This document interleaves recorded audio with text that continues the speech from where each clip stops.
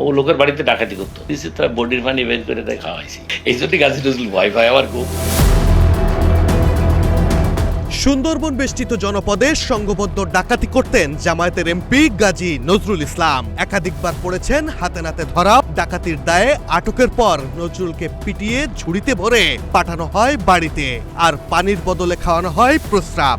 নাতনির বয়সী কিশোরীকে হোটেলে নিয়ে মজমাস্তি, অন্তরঙ্গ ভিডিও ভাইরালের পর সেই কিশোরীকে বউ সাজানো, ভুয়া কাবিন তৈরি সহ নানা নাটকীয়তায় সদ্য বহিষ্কৃত জামায়াতের এমপি গাজী নজরুলকে নিয়ে এবার এমনই বিস্ফোরক তথ্য সামনে এনেছেন ওই আসনেরই সাবেক সংসদ সদস্য ও জাতীয় পার্টির নেতা এইচ.এম. গোলাম রেজা।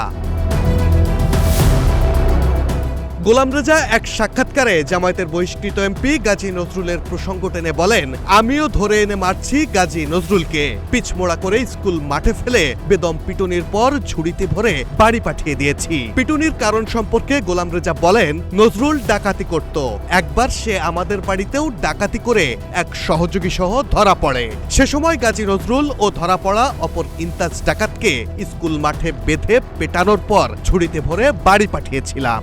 ওই আমাদের বাড়িতে ডাকাতি করছিল, তাই ধরে নিয়েছিলাম।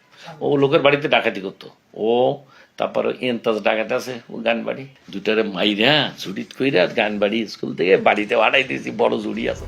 সাবেক সাংসদ গোলাম রেজা বলেন, ডাকাতির ঘটনায় পেটানোর পর থেকেই গাজী নজরুল আমাকে খুব ভয় পায়। আমি তার ডাকাতির ঘটনা কোথাও বললেই সে রাতে গিয়ে আমার হাতে পায়ে ধরে, হাত জোর করে বলে, ভাই ওটা তো ছোটবেলায় করেছিলাম। কিন্তু কিসের ছোটবেলা, তখন তো নজরুল বড়ই ছিল। গোলাম রেজা আরো বলেন, ডাকাতির অপরাধে তাকে এত পেটানো হয়েছে যে পিটুনির পর তার হাঁটা চলার ক্ষমতা ছিল না, তখন বড় সাইজের ঝুড়িতে করে বাড়ি পাঠাতে হয়েছে তাকে।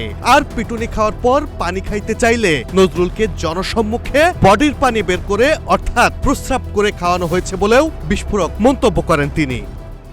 আমার এই জন্য গাজী নজরুল ভয় পায় আমার খুব। আমি এটা বলি যাই, আমার হাত পায়ে ধরে রাত্রে বললেন, এটা তো ছোটবেলায় করছিলাম। তখন তো বড়, ছোট কিসের, দড়িতে বাইন্দে ঘেরা চোটা দিয়ে ফিটাইছি, পরে পানি খাইতে চাইছি, দইয়ের পাত্র এনে দিয়েছি, তারা বডির পানি বের করে তাই খাওয়াইছি। একদিকে নাতনির বয়সী মেয়েদের ফাঁদে ফেলে কাম বাসনা মেটানো, অন্যদিকে একের পর এক ফাঁস কিশোরীদের সাথে নজরুলের অন্তরঙ্গ মুহূর্তের ভিডিও। ঝাঁটা মিছিল, উত্তপ্ত সাতক্ষীরা, তার মাঝে বহিষ্কার হয়েছে, মামলাও। সব মিলিয়ে লম্পট এমপিকে নিয়ে যখন উত্তাল সোশ্যাল মিডিয়া থেকে দেশের রাজনৈতিক অঙ্গন, ঠিক সে সময় সাবেক এমপি গোলাম রেজার এমন বিস্ফোরক মন্তব্য যেন নতুন করে ঘি ঢেলে দিয়েছে সমালোচনার আগুনে। Mahmudul Hasan Shaon, green TV digital.